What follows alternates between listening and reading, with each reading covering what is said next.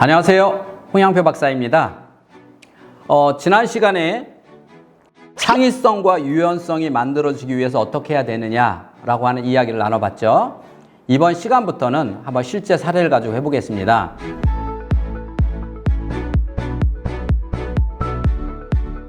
창의성은 하나를 여러 가지 각도에서 생각하게 한다라고 할 때 모든 거에는 사고력이라는 게 붙습니다. 사고력이라고 하는 건 뭐냐면 모든 것은 생각이 붙는 거예요. 예를 들어서 모든 운동, 어떤 운동이든 모든 운동은 우리가 운동을 하기 위해서는 근육을 움직여요. 그런데 나이에 맞도록, 연령에 맞도록 잘 운동을 시켜서 우리가 전체 근육을 골고루 발달시키는 것이 우리가 헬스장의 PT라고 하면은, 자, 헬스장에 가서 서 있다가 온다고 근육이 만들어지는 게 아니라는 거예요. 반드시 운동을 해야 돼요. 그러면 뇌는, 모든 뇌 발달에는 모든 뒤에 붙는 게 사고력이라는 게 붙어요. 다시 말해서 어머님들이 말하죠. 야, 생각 좀 하고 말해. 너 생각하면서 책 좀 읽어. 너 생각하고 행동해. 자, 이렇게 생각하고가 뭐냐는 거죠. 그 생각이 뇌 발달이에요. 그러면 아이가 뇌 발달 중에서 중심, IQ라고 하는 게 중심을 잡고 있으면 생각은 얘를 자연스럽게 움직일 수 있는 에너지란 말이에요. 근데 머리는 좋은데 생각하기 싫어하는 아이들은 이 아무리 좋은 머리를 갖고 있어도 돌릴 수 있는 에너지가 없다는 거죠. 그러면 생각을 통해서 뇌는 점점점 활성화가 됩니다. 그럼 여러분 어떻게 생각해야 하느냐라고 하는 문제를 가지고 한번 이야기를 나눠보도록 하겠습니다. 자, 우선 불안정 도형이라는 이야기 많이 들어보셨죠? 불안정 도형도 어떻게에 따라서 주입식이 될 수 있고 창의성도 될 수 있다는 사실이에요. 그 어떻게를 한번 보도록 하겠습니다. 예를 들어서 이런 그림을 하나 보여줬어요. 자, 요 그림이 이렇게 있어요. 자, 그러면 자, 내가 이 그림을 그리다가 다 못 그렸거든. 아이 보고 얘기해 봤어요. 자, 이 그림은 내가 어떤 그림을 그리다 다 못 그린 건지 네가 완성 좀 해볼래? 라고 이야기하는 거예요. 자, 그러면 이걸 통해서 아이가 내가 그리다만 무엇인가를 그릴 거예요. 아이들은요, 요걸 머리로 써서 옷과 이런 것도 그릴 수도 있고, 또 이걸 이렇게 옆으로 보고도 그리고 뒤로도 보리고 다양한 그림을 그립니다. 그런데 제가 이런 것들을 많이 해보니까 여기에 창의성과 함께 꼭 필요한 논리적 사고가 약해지더라는 거예요.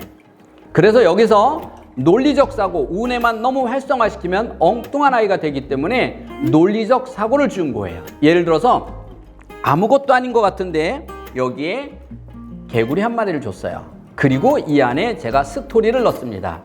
스토리는 어머니가 학년에 맞도록 넣으시면 돼요. 제가 만약에 스토리를 넣는다면 이렇게 할 거예요. 이 청개구리는 매일매일 얘하고 놀러 나온다? 오늘도 놀러 나왔어. 얘하고 놀면 너무너무 재미있대. 얘는 누구일까요? 그려보세요. 자, 이렇게 주면 일단 이 개구리와 연관을 시켜야만 됩니다. 또 하나는 이 표정을 보세요. 보는 사고력을 잘 보면 이 개구리를 놔두고 그냥 그려 그러면 아이들은요, 이 개구리하고 뭔가를 연결시키려고, 가만 놔둬도 연결시키려고 하는데, 사고력이 좋은 아이들은, 보는 사고력 좋은 아이들은 개구리의 표정을 잘 보고 한번 보세요. 이 표정에 맞는 걸 그리더라는 거예요. 그럼 생각해 보세요. 얘가 무서운 걸 그려놓으면 이 표정이 안 어울리잖아요. 그렇죠? 근데 어떤 애는 무서운 걸 그린 거예요. 그래서 개구리를 잡으러 왔대요. 근데 개구리 표정이 이렇게 돼 있는 건 말이 안 되잖아요. 이렇게 아이가 논리적 사고를 위해서 요거 하나를 더 넣어주면 뇌가 좌뇌와 우뇌가 발달됩니다. 거기다가 스토리를 주면 훨씬 더 생각을 많이 해야 되죠. 개구리는 조금 전에 이 친구라고 얘를 하고 놀면 재미있다고 그랬어요. 근데 개구리는 다른 건 안 먹어요. 이것만 먹어요. 뭘까요? 그려보세요. 이제 먹기 전에 너무 행복해하고 있어요. 자, 이런 또 내가 언어를 주면 아이는 또 거기에 맞는 생각을 해야 되니 논리적 사고의 생각이죠. 자, 이렇게 여러분들은 아무거나 점을 하나 찍든 기역자를 그리든 어떤 그림이든 어머니가 그려놓고 거기에 스토리를 주세요. 그리고 아이 보고 그 스토리에 맞는 그림을 그려보도록 훈련을 하면 이것도 매일매일, 요즘에 종이 많이 있잖아요. 거기다 매일매일 어머니가 해서 하루에 한 번씩 꾸준히 일기처럼 한다면 여러분 아이들이 3개월 뒤 지나 보면 뇌의 창의성이 뛰어날 겁니다. 두 번째는 자, 아이가 여기다가 그림을 그렸어요. 그럼 반드시 해야 될 게 뭐예요? 그렇죠? 물어봐야죠. 충분히 아이의 생각이 어떤 생각을 가지고 그렇게 그렸는지 그리는 게 50점이라면 아이가 그거를 언어로 설명하도록 기다려주는 게 50이에요. 그래서 아이가 창의적인 생각을 여기에 했다면 그 창의적인 생각을 언어를 통해서 다시 한번 뇌 안에 저장을 하는 거죠. 그래서 우리가 여기다 그렸을 때 뇌가 50%의 창의성이 만들어졌다면 다시 이것을 어머니나 동생이나 아빠나 친구나 누구한테 이야기를 해줄 때 마지막에 또 50%가 같이 저장이 돼서 뇌 안에 100이라고 하는 시너지 효과를 얻을 수 있다는 겁니다. 단 처음에는 아이들이 그림을 아주 단순해하고 못 그려서 정말 힘들어하는 애가 있어요. 어떤 애? 좌뇌 유형, 즉 창의성이 없는 애들은 이 그림을 주면 참 힘들어합니다. 처음에 아이가 자신감이 없는 애, 특히 엄마가 챙겨주고 또 기가 약한 애들은 여기다 대고 물어봐요. 엄마 우유로 그릴까? 엄마 계속 물어봐요.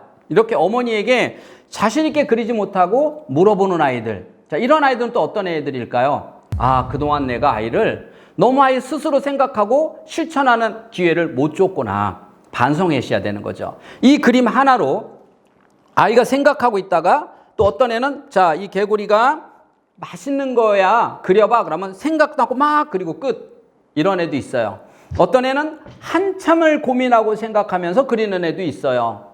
그런데 이 아이가 처음에는 단순하게 이렇게 그렸다 할지언정 그거에 대해서 충분히 칭찬하고 이해를 해주고 그리고 어머니가 유도를 하는 거죠. 자, 만약에 여기에 사람을 이렇게 그려놨어요. 그러면 사람이 여기에 팔은 어디 갔을까? 다리는 어디 있을까? 눈은 왜 없을까? 이렇게 물어서 아이가 팔, 다리 이렇게 점차적으로 그리도록 이렇게 유도해주면 나중에는 엄마가 유도하지 않더라도 아이가 그림을 그릴 겁니다. 중요한 거는 그림을 그리는 게 문제가 아니에요. 이 그림 미술 시간이 아니라는 거죠. 아이가 충분히 자기의 생각을 정확하게 표현을 해서 정확하게 눈, 코, 귀, 입 다 표현이 되면 이것을 말로 설득할 때 눈은 어떻고 코는 어떻고 귀는 어떻고 충분한 설득이 되고요. 네가 말한 거 글로 써. 그럼 마지막으로 정말 융통성이 있는 유연한 글쓰기의 대가가 될 것이라는 겁니다.